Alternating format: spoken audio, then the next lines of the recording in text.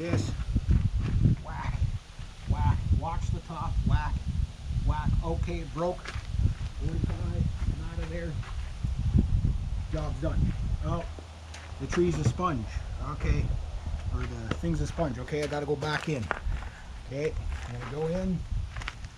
Again, safe. Keep the saw where it's safest and go like that. Start, start, start, start. Go, go, go, go. Watch my top of it. Okay, it's done. It's done. 45 degree. Hit the brake. Do that. Okay. You decided for whatever reason you had to go that way. Okay, and you did all those other things. Okay. Okay, so I'm going like that. You can see I even just instinctively look up, right? So I'm gonna come in like this with myself off the side of the saw. This is just the way I do it. So if it does kick back like that, or does one of these things, the saw is moving away from me, right? So I'm like that, coming in, start going, just little shots on the trigger too, and then as soon as it goes, by the time you get back there, it'll be all on the ground anyway. So that's how I would do it. That said, will it go that slick? Well, one last thing you can do, and this is again next to putting a strap around the tree. Okay, next to putting straps around the tree in case of barbature, or the pole in case of I keep calling it a tree, but you know what I mean. The last thing is, you got the tractor, whatever, get yourself a long rope, just something to use as a tether line. And you know, if you have to go up in the bucket to do it, or if you got a really tall ladder, climb as high as you can on the pole. You know, so I don't know how high that pole is. I mean, that pole, like that pole there, has got to be a better part of 40, 50 feet.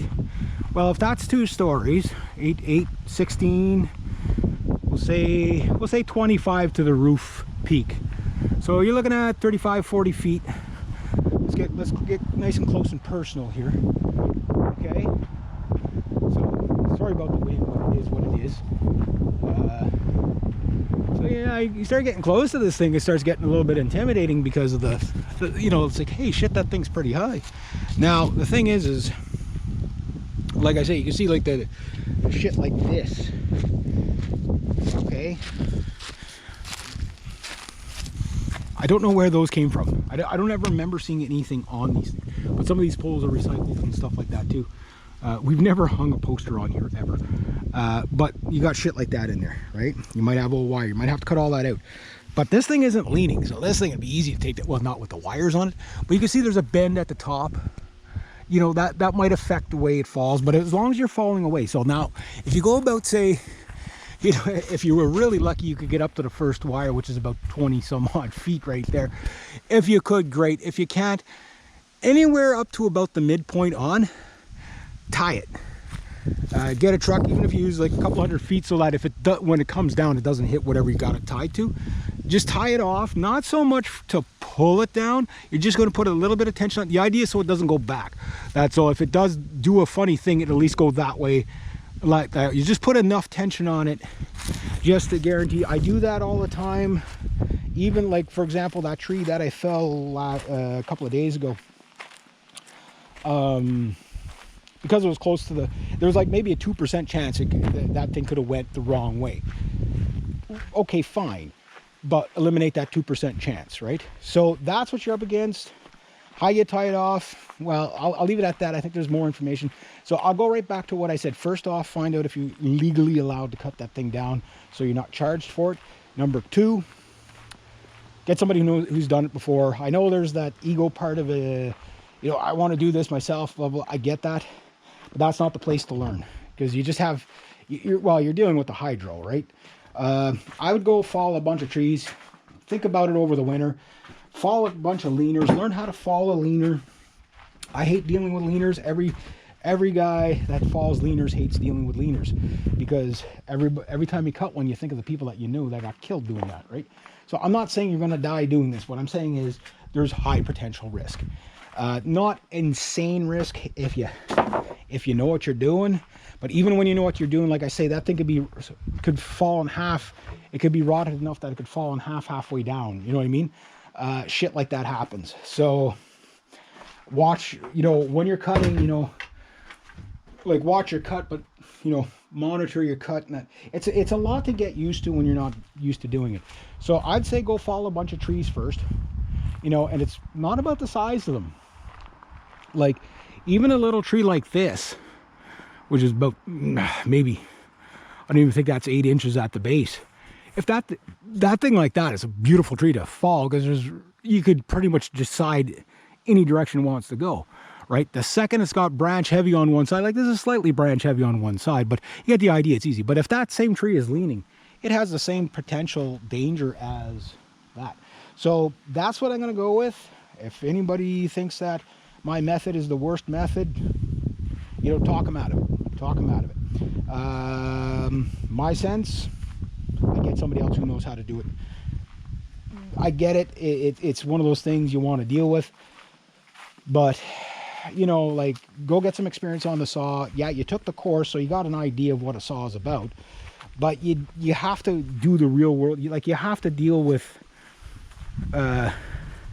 this little shit to see how dangerous it is. It kicks back on you. You have to work in that stuff a few times to really respect what can go wrong, right?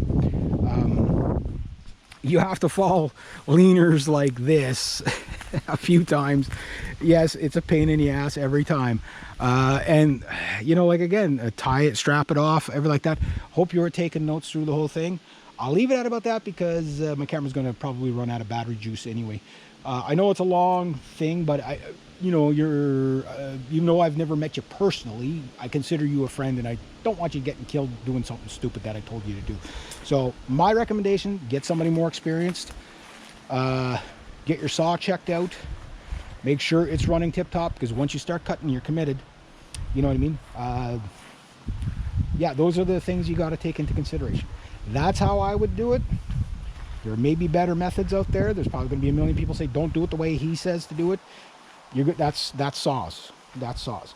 But that's how I would do it. That's how I've done it.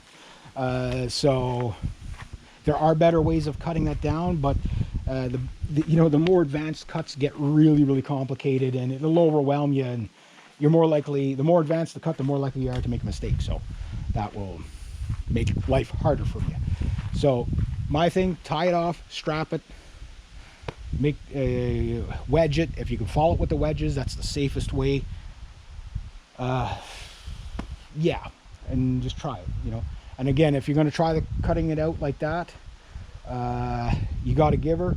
But the reason, if you're going to try the below cut, below the wedge, about 1 inch or 2, make sure you go below, because if you try to cut straight into the strap, the tree might take, you know, like the remaining meat on that might take the saw. So and you with it. So just keep that in mind. So that's about all I can say about it. Good luck, and hope the guy that does it for you, learn from him. That's what I would say. But it's a good teaching opportunity. So, you know, that's the knowledge I have. Maybe somebody has better. But anyway, there you go. Take care.